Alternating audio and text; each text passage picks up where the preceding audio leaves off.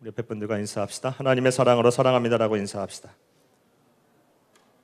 자, 앞뒤로도 인사합니다. 함께 예배드릴 수 있게 되어 영광입니다라고 인사합시다. 자, 우리 한 번 더 인사합시다. 옆에 분들 안아주고 악수하고 하면서 주 안에서 사랑합니다라고 다시 한번 인사합시다.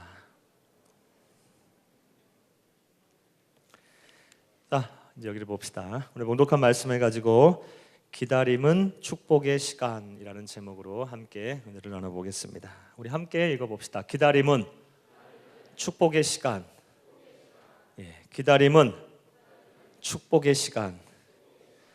기다림이 정말 축복의 시간이 오늘 말씀을 듣고 또 우리가 삶 속에서 적용하는 가운데 기다림이 정말 축복의 시간이 될 수 있게 되기를 간절히 주의 이름으로 축복합니다.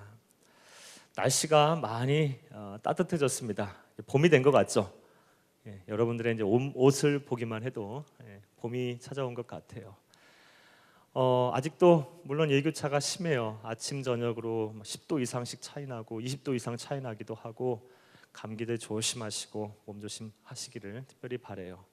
꽃샘 추위도 아주 기승인 것 같아요. 그러나 겨울이 지나고 봄이 오는 이 대자연의 소망을 꺾지는 못한 것 같아요. 기다림의 끝에 낙이 온 것은 분명한 것 같아요. 정말 따뜻한 계절이 왔습니다. 우리가 인생을 사는 가운데도 이 기다림 끝에 정말 고생 끝에 낙이 온 사람들이 우리 주위에는 많이 있을 거라고 생각이 되어집니다. 여러분 이 자리에 계신 분들 가운데서도 참 오랜 시간 동안 마음에 소원을 품고 기도했던 제목들, 그리고 삶의 현장에서 노력하고 애쓰셨던 부분들에 대한 결과를, 성과를 얻으신 분들이 분명히 계실 거라고 생각이 됩니다. 기다림의 끝에 하나님께서 허락하신 그 축복의 열매를 받으신 분들이 분명히 계실 거예요. 그런 분들에게 축하의 말씀을 드립니다. 참 감사하고 기뻐해야 할 일입니다. 그런데 만약 이렇게 기뻐하고 감사할 수만은 없는 이유는 솔직히 우리 가운데 대부분이 그러한 열매, 그러한 결실을 아직 맺지 못했기 때문에 그래요. 아예 또 기나긴 고된 기다림의 시간을 보내시는 분들이 대다수일 거라고 생각이 되어집니다. 예를 한번 들어볼까요? 마음의 소원을 품고 하나님께서 분명히 말씀하셨지. 내가 너 안에 거하고 내 말이 너희 안에 거하면 무엇이든지 원하는 대로 구하라.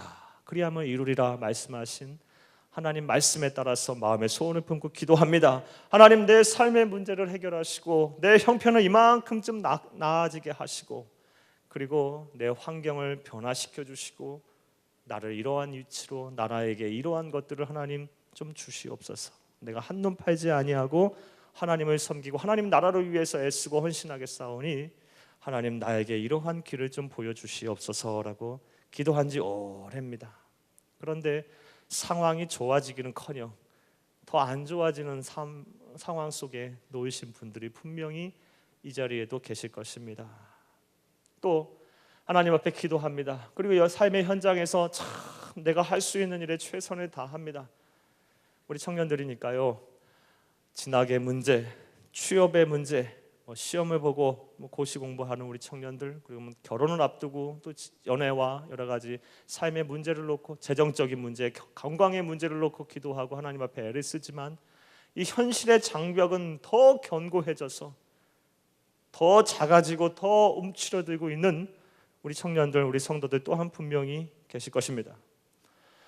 하나님께서 또 이런 청년들도 있을 거라고 봐요. 하나님 앞에 무릎 꿇고 기도한 지가 오래입니다. 하나님, 내가 내 삶을, 내 생명을 하나님 앞에 드리겠사오니 내가 무엇을 해야 할 것인가를 마땅히 알려주시옵소서. 내가 세상을 향해서 살겠다는 건 아닙니다. 내 욕심대로 살겠다는 거 아닙니다. 내 뜻대로 살겠다는 거 아닙니다. 내가 하나님의 영광을 위해서 살겠사오니 내가 무엇을 마땅히 해야 할 것인가를 알려주시옵소서. 소명을 주시옵소서. 하나님 비전해 주시옵소서. 하나님이 침묵하십니다. 도대체 나는 무엇을 해야 할까요? 직업적인 소명의 문제도 그렇고 그 직업을 이루어가는 과정 속에서 내가 하나님 나라 확장을 위해서 무엇을 해야 할지도 몰라서 하루 이틀이 아니죠. 수년이 지나고 하나님의 침묵 앞에 영적인 침체에 빠진 기다림의 시간, 오랜 기다림의 시간에 통해서 영적인 침체에 빠진 청년들, 성도들 또한 이 자리에 계실 거라고 생각이 되어집니다. 이렇게 기다림의 시간이라는 것은 참 우리를 고단하게 합니다. 참 힘듭니다. 어떠한 결과를 얻기 위해서 내가 할 수 있는 것은 없고 막연하게 기다려야만 한다는 거, 참 고되고 힘든 일입니다. 내 영혼을 쇠약하게 만들고 내 심적으로 뿐만이 아니라 내 육적으로도 참 슬프고 어렵게 만드는 것이 이 기다림입니다. 여러분 지금 현재 모습이 어떠합니까? 여러분은 지금 무엇을 기다리고 계십니까? 그리고 여러분은 그 기다림의 과정을 어떻게 지나시고 계십니까? 기다림의 과정이 축복의 시간입니까? 아니면 기다림의 과정이 여러분을 더욱더 힘들게 만들고 더 방황하게 만들고 더 하나님으로부터 멀어지게 가는 과정입니까? 사랑하는 여러분, 이 기다림의 시간 우리가 잘 보내야만 하는데, 근데 분명한 것은 우리가 기다리지 아니하고 얻어지는 것이 없다는 것이 이 세상에 살아가는 데 있어서의 진리와도 같아요. 왜 그렇습니까? 특별히 하나님의 자녀에게 있어서 우리가 거저 얻어지는 것이 어디 있습니까? 다 하나님께서 주셔야지요. 하나님께서 허락하셔야만 합니다. 하나님의 때에 가장 이상적이고 구체적인 것으로 내게 주셔야만 내가 얻을 수 있는 것이 바로 하나님의 자녀가 사는 길이고 이 세상 모든 만물이 움직이는 하나님의 섭리와도 같아요. 기다리지 아니하고 얻어지는 것이 없어요.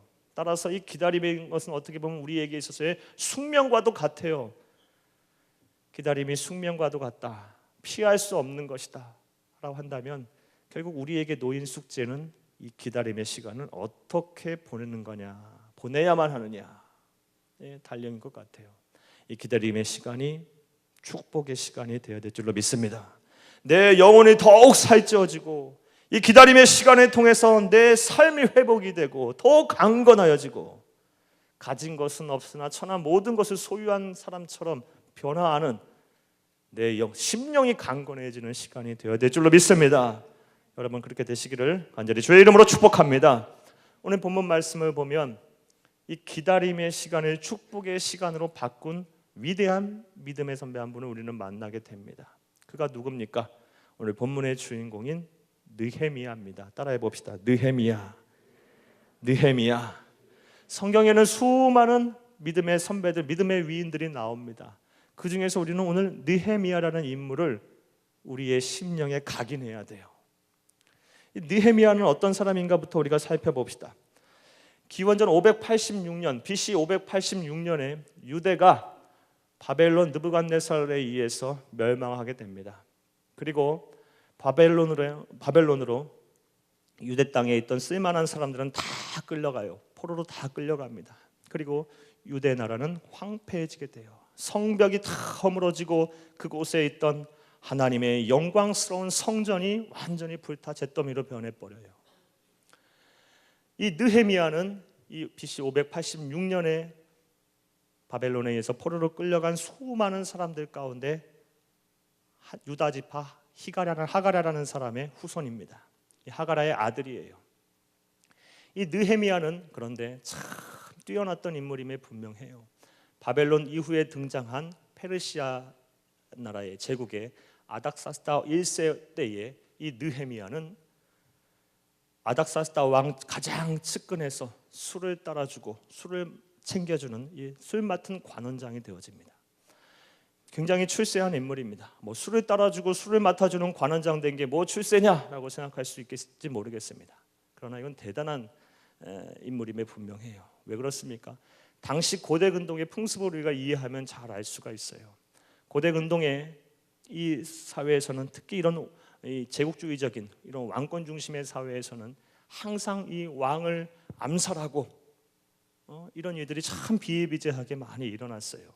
실제로 이 페르시아 제국에 그리고 이 바벨론 제국과 페르시아 제국, 바벨론은 얼마 있지 못했으니까요. 이 페르시아 제국에서 100년 사이에 왕이 26번이나 바뀌었대요. 암살에 의해서, 계속 암투에 의해서. 그래서 왕 옆에서 술을 따라주고 왕 측근에서 그에게 조언을 하는 사람들은 아무나 세우지 않았어요. 굉장히 신임을 얻었던 사람임이 분명합니다. 고대 중국에서도 그런 일들이 많이 있었다고 합니다. 춘추 전국 시대를 끝냈던 이 진나라의 시황제는 항상 자기를 접견하는 그 어떤 신하도 100보 이내에 들어오지 못하게 했대요. 100보면 한 저저 여기서부터 저 끝에 되겠죠.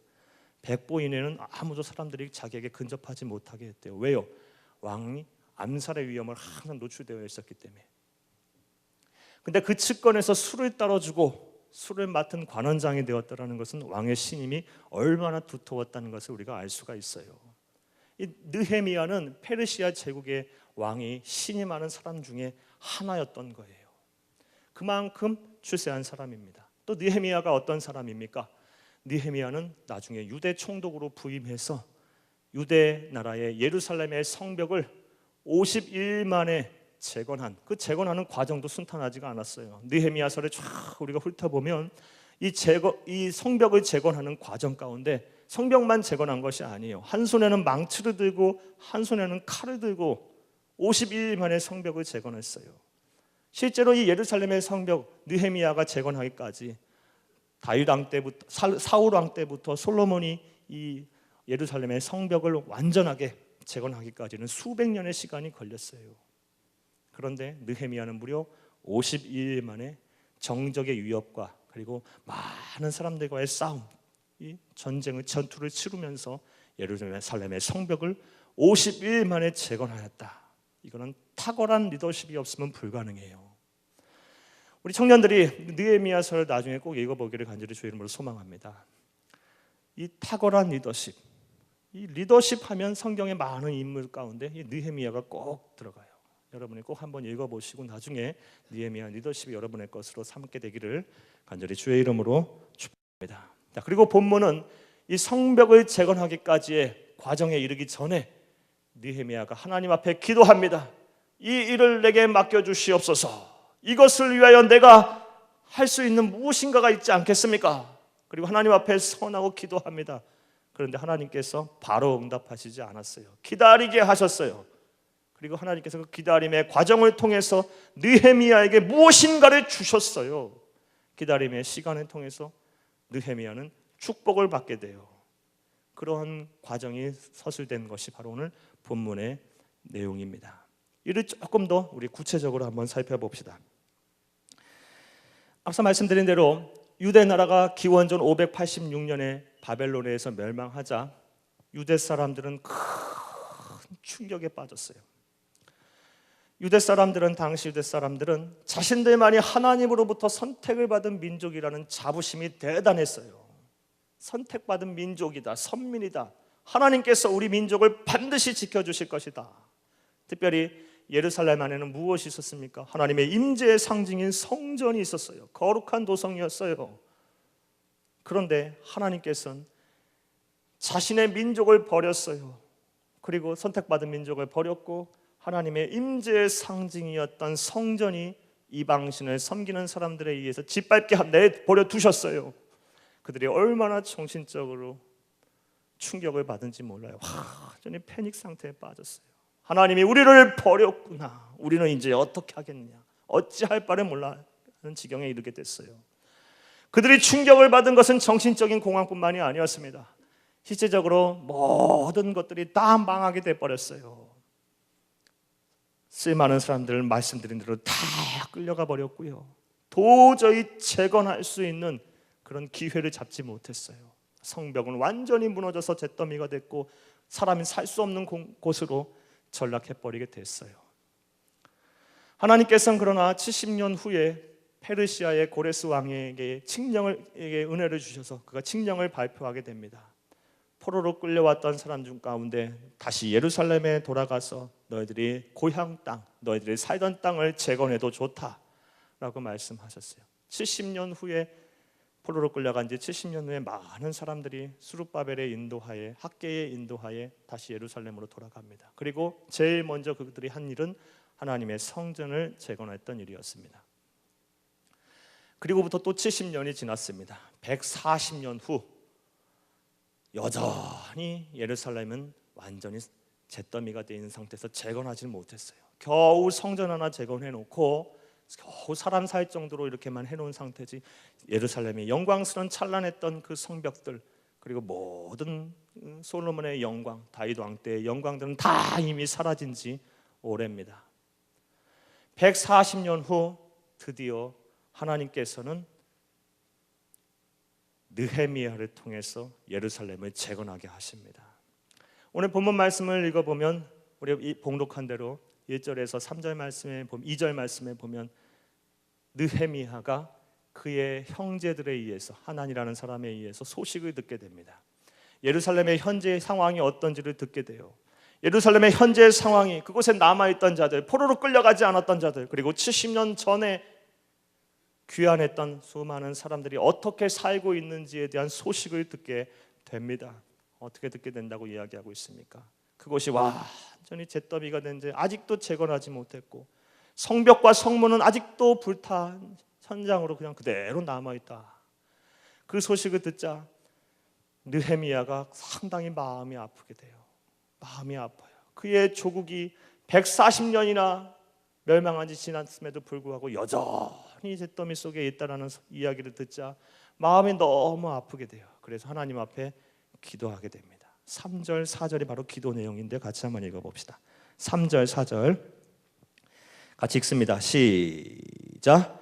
그들이 내게 이르되 사로잡힘을 면하고 남아있는 자들이 그 지방 거기에서 큰 환난을 당하고 능욕을 받으며 예루살렘 성은 허물어지고 성문에 불탔다 하는지라. 내가 이 말을 듣고 앉아서 울고 수일 동안 슬퍼하며 하늘의 하나님 앞에 금식하며 기도하여. 아멘. 140년이나 지났음에도 불구하고 여전히 황무지 가운데 소망을 잃어버린 채 살고 있는 그 예루살렘의 자기의 친족 혈족들, 형제들이 너무 불쌍해서 하나님 앞에 금식하며 기도하는 것입니다. 그렇게 이제 기도의 내용이 이제 5절부터 쭉쭉 시작되겠죠. 사랑하는 여러분, 그런데 오늘 우리가 주목해야 될 절이 있어요.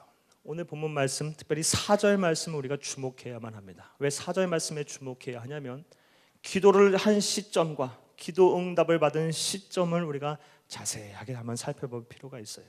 하나님께서는 느헤미야가 자신의 민족을 위해서 기도한 그때부터 시작해서 바로 응답하시지 아니하고 4개월 이후 넉 달이라는 시간을 하나님께서 끄십니다. 기다리게 하셔요.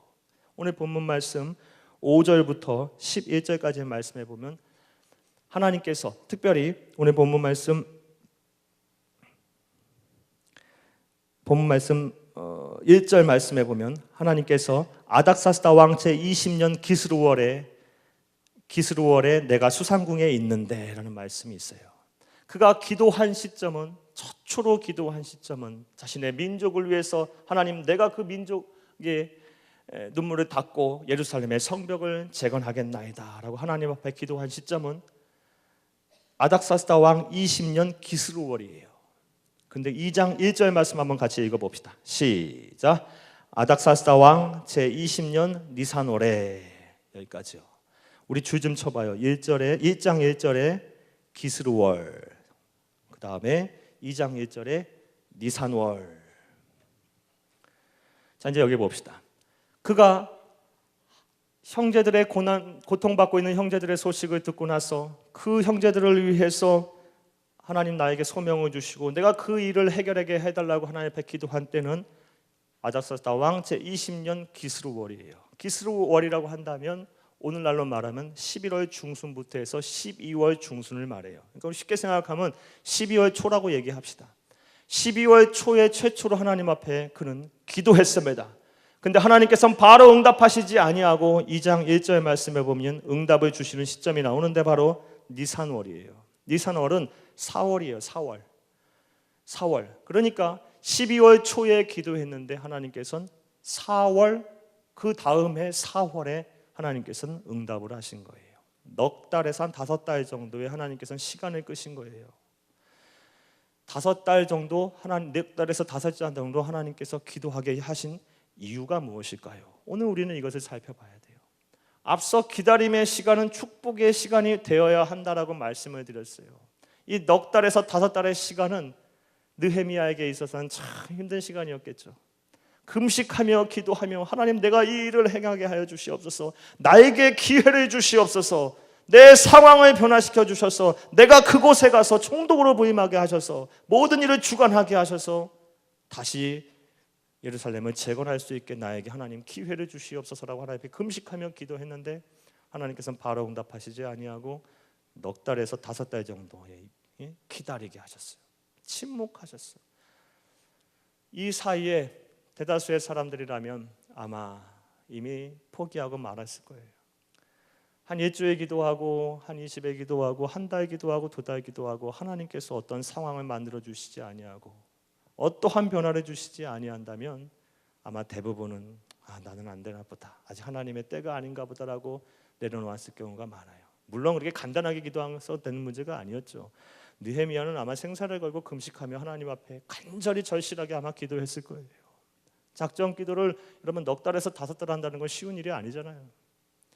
아주 생사를 걸고 하나님 앞에 꼭 소원을 들어주셔야만 합니다. 하나님 응답하셔야만 합니다. 하나님 이 문제를 해결하셔야만 합니다라고 식음을 전폐하며 하나님 앞에 매달렸는데 하나님께서는 넉 달에서 5달을 침묵하셨어요. 왜 그러셨을까요? 결론부터 말씀을 드릴게요. 무쇠와 같은 이 느헤미야를 정금같이 단련하시기 위해서였어요. 이 넉 달에서 5달의 기다림의 시간은 느헤미야에게 있어서는 훈련의 시간이었어요. 하나님의 사람으로 만들어가는 과정이었어요. 연단의 시간이었어요. 훈련의 시간이었어요. 거듭남의 시간이었다는 사실입니다. 자, 그렇다면 이제 생각해 봅시다. 느헤미야가 이 넉 달에서 5달 시간 동안에 이 기다림의 시간 동안 받은 훈련이 무엇일까요? 오늘 우리가 이것을 잘 알아야 돼요. 왜요? 우리가 섬기는 하나님은 느헤미야의 하나님이시기도 하고 느헤미야의 기도에 응답하신 하나님이신 동시에 우리의 삶의 문제를 해결하실 수 있는 유일하신 분이시기 때문에 그래요. 하나님께서 넉 달에서 5달의 시간을 기다리게 하시며 목숨을 걸고 기도하며 생사를 걸고 금식하며 하나님 앞에 매달리고 있는 이 느헤미야의 기도를 들으셨던 하나님, 우리 또한 그렇게 하나님 앞에 매달리고 기다린다면 우리 그 기다림의 시간을 통해서 우리를 훈련시키고 단련시키셔서 기다림의 시간이 축복의 시간으로 바꾸어 주실 것이기 때문입니다.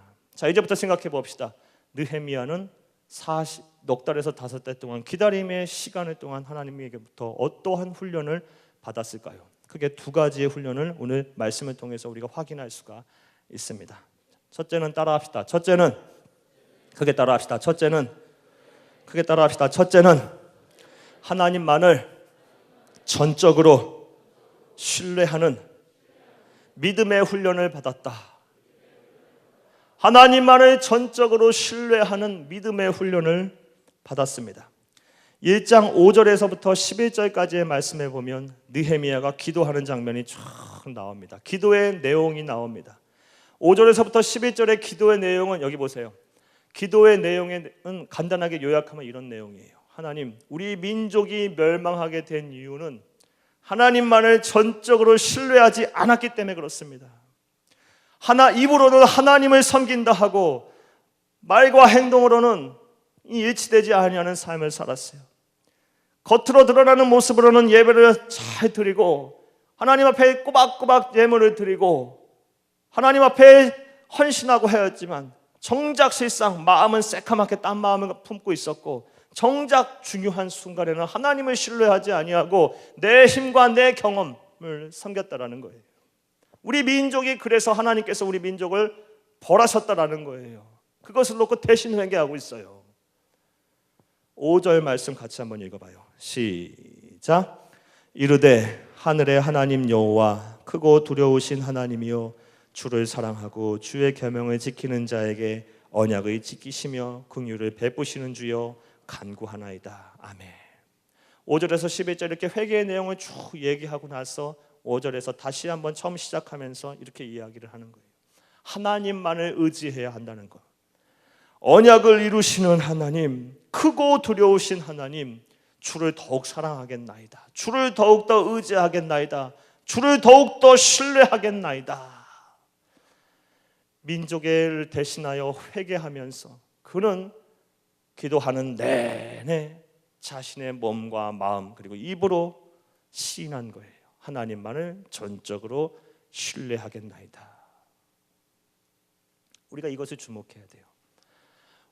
저와 여러분이 기다림의 시간을 가지는 동안 우리는 하루에도 수백 번, 수천 번 하나님 앞에 기도해야 돼요. 어떤 기도를 해야 합니까? 내가 주를 신뢰하겠나이다. 지금 당장 내 눈앞에 보이는 것 없고 내 손앞에 잡히는 것 없고 당장 변화가 일어나지 아니하고 상황이 변화하지 않는다 할지라도 나는 부족하고 연약하지만 내 뒤에 계시는 내가 믿는 하나님은 견고하시며 완벽하시며 무엇인가 다 이루실 수 있는 유일하신 하나님이십니다.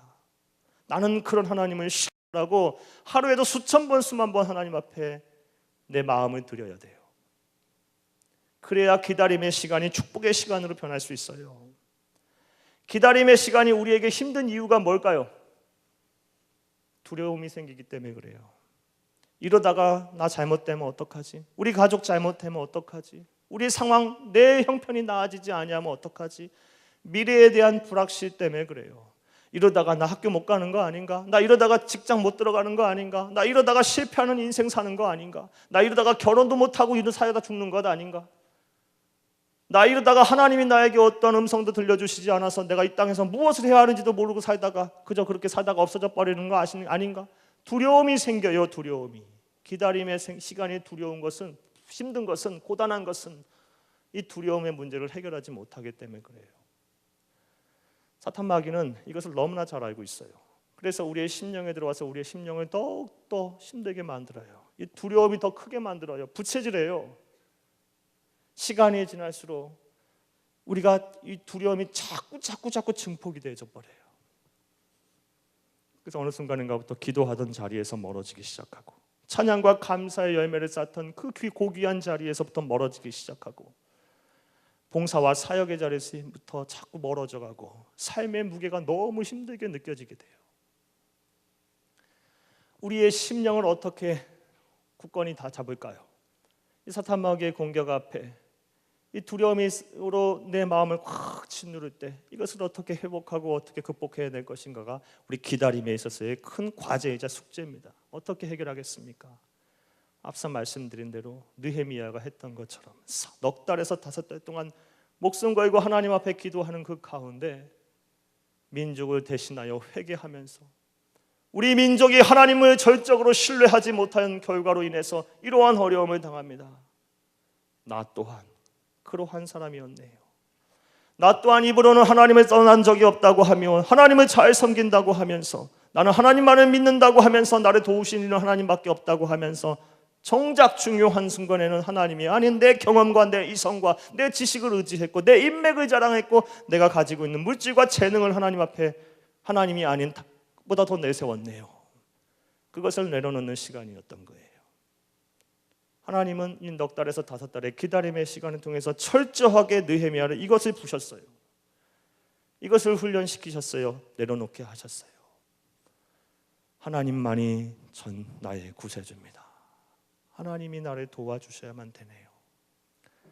우리 리노베이션 기간 동안 참 많은 분들이 저에게 이런 얘기를 해주셨어요. 목사님은 정말 사람이 계획할지라도 그 걸음을 인도하시는 이는 여호와 하나님이시더라고요. 정말이에요. 우리가 만사를 계획하고 만사를 진행한다 할지라도 결국 그 걸음을 인도하시는 하나님이십니다. 하나님 앞에서 다시 서야 돼요. 기다림의 시간이 이것이 생략된 채 전적으로 하나님을 의지하고 신뢰하겠다는 믿음의 훈련을 생략한 채 기다림의 시간을 보내게 되면 내 영혼이 메말라 버려요. 고사해요. 얼마나 힘든지 몰라요. 우리 신앙 있는 세상 사람들이와는 다르게 살아야 돼요. 여러분이 진학을 위해서 지금 애를 쓰고 계십니까? 재수, 삼수 힘들지 않습니까?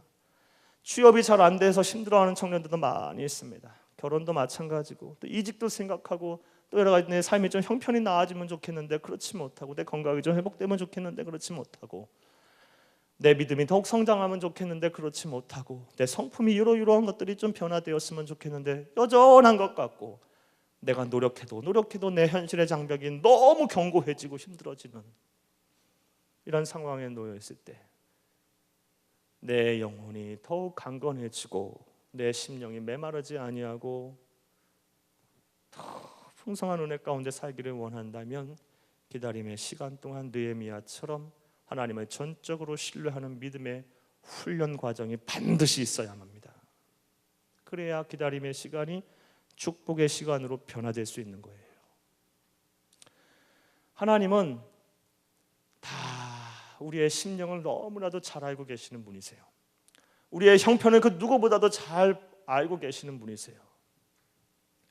따라서 내가 생각하는 것 이상으로 하나님께서는 하나님의 생각과 하나님의 계획은 분명히 있어요. 그때까지, 그 하나님의 마음에 들 때까지 도달하지 못하면 하나님은 우리를 계속해서 기다리게 하시고 훈련시켜요. 빨리 그것을 깨닫지 못해서 하나님을 전적으로 신뢰하지 아니하는 상태에서 내가 애쓰고 몸부림치고 노력해봤자 그 기다림의 시간이 통해서 내가 얻어지는 것은 없다는 사실을 우리가 분명히 기억하셔야만 돼요. 사랑하는 여러분, 느헤미야처럼 기다림의 시간이 축복의 시간이 되기를 간절히 원하신다면 하나님을 전적으로 신뢰하는 믿음의 훈련을 쌓으시기를 간절히 주의 이름으로 축복합니다. 두 번째로 그가 받은 훈련은 무엇일까요? 자, 따라합시다. 둘째로, 크게 따라합시다. 둘째로, 사람과 환경을 다스리는 처세술이었다. 2장 1절부터 11절까지의 말씀을 보면 느헤미야가 드디어 하나님의 기도의 응답의 때를 얻고 왕 앞에 나아가서 자신의 소원을 아뢰고 왕이 그 소원을 이루어주는, 하나님께서 기도 응답하시는 장면이 나옵니다. 2장 1절부터 11절까지 말씀 다 읽진 않았지만 쭉 보게 되면요, 참 느헤미야가 어떻게 이렇게 지혜로운 사람일까라는 생각을 해보게 됩니다. 비단 2장 1절에서 11절까지만 해당되는 말씀이 아닙니다. 느헤미야 전체를 다 읽어보면 그는 굉장히 지혜로운 사람입니다. 현명한 사람이에요. 그가 유대 총독으로 딱 부임해갖고 성벽을 재건하는 현장에 그를 기다리고 있었던 것은 그곳에 머물러 있던 토박인들, 140년 후에 왔으니까 얼마나 많은 사람들이 그 가운데 살고 있었겠습니까? 사마리아인들이, 많은 사람들이 살고 있었고 그를 환대하지 않았어요. 수많은 사람들이 그가 와서 무슨 일을 꾸미냐, 그리고 우리가 가지고 있는 것을 빼앗는 것이 아니냐라는 생각을 가지고 그를 참 힘들게 많이 했어요. 그러한 사람들과의 관계, 그리고 어려움, 그리고 환경은 자기 편이 아니었어요. 느헤미야 편이 아니었어. 그런 상황 속에서 그가 어떻게 지혜롭게 처신하며 사람을 잘 다스리고 그리고 자기가 해야 할 일을 끊임없이 밀고 나가는지 참 지혜로움을 보게 돼요. 사람에 휘둘리지 아니하고 환경에 지배받지 아니하고 정확하게 해야 할 일을, 그렇다고 어려움을 당하는 속에서도 그렇다고 낙심하지 아니하고 그 길을 쫙 갈 수 있는 이런 사람과 환경을 다스리는 처세술을 달인이었던 걸 보게 돼요. 저는 본문 말씀을 통해서, 특별히 우리 느헤미야서를 통해서 읽으면서 저 또한 이런 사람들에게 하나님 앞에 간구했고, 우리 귀한 성도들, 청년들, 특별히 청년들이 평생을 살아가는데 느헤미야와 같은 지혜를 얻게 되기를 간절히 하나님 앞에 기도했습니다. 얼마나 지혜로운지 참 대단해요. 오늘 본문 말씀만 갖고 이야기를 한번 해보겠습니다. 2장 1절에서 11절까지의 말씀, 특별히 1장 2절 말씀에 보면 그가 왕 앞에 나아갑니다. 평소대로 왕의 술잔에 술을 따라줍니다. 근데 그의 얼굴에 수심이 가득했어요. 여러분, 넉 달에서 5달 정도, 5달이라고 합시다. 이 5달 정도 금식하며 기도했으면 얼굴에 얼굴이 좀 많이 마르고 그랬겠죠. 그리고 수심이 가득했겠죠. 5달 동안 하나님께서 아무 응답 없었고 생사를 걸고 기도했는데 침묵하셨다면 어떻게 했을 것 같아요.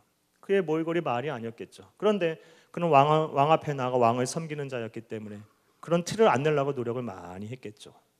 하나님께서는 가장 구체적이고 이상적인 순간을 준비하고 계셨어요. 이 5달 후에 왕 앞에 나아가 술을 따라줄 때 평소에 다르다는 느낌을 왕이 갖게 하셨어요.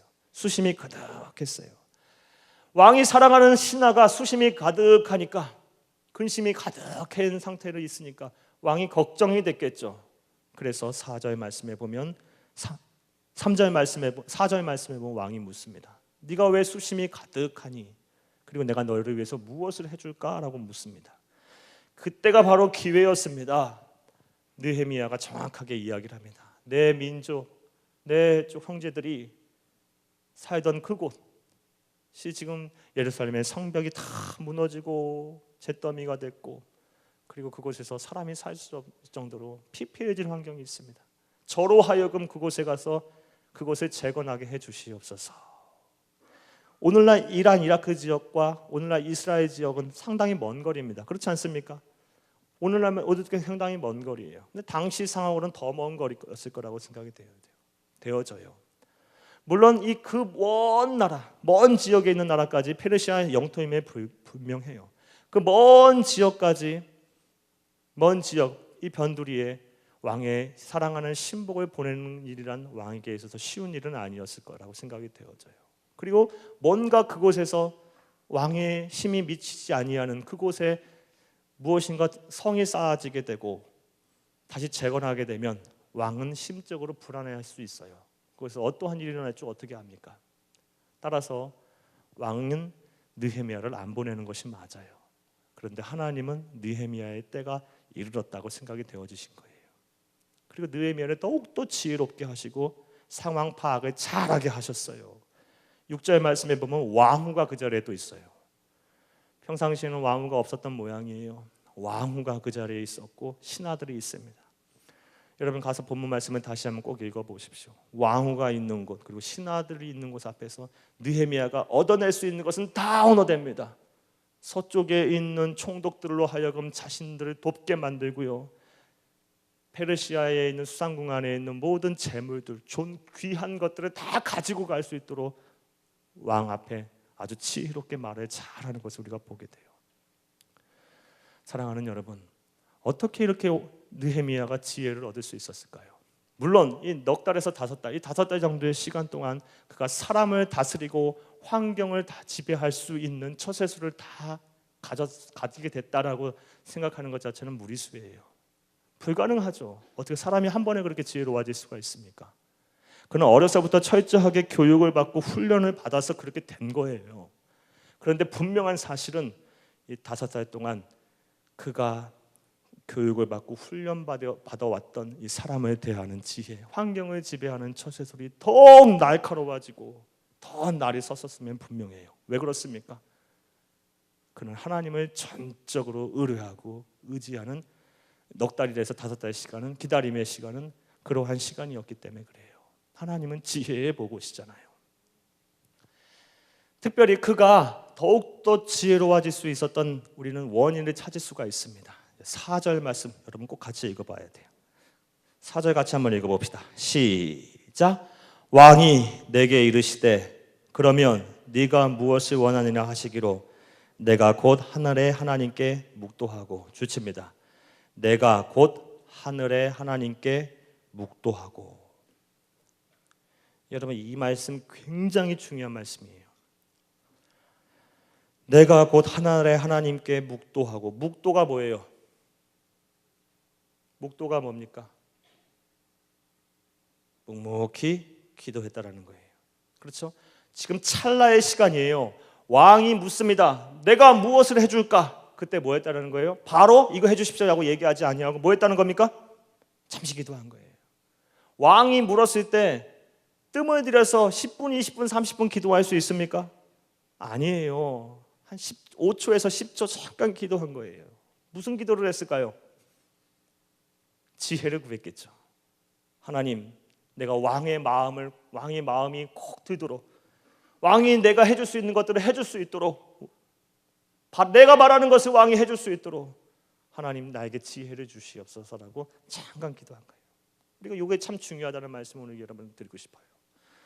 예전에 기도학교 하면서 화사의 기도에 대해서 말씀드린 적이 있어요.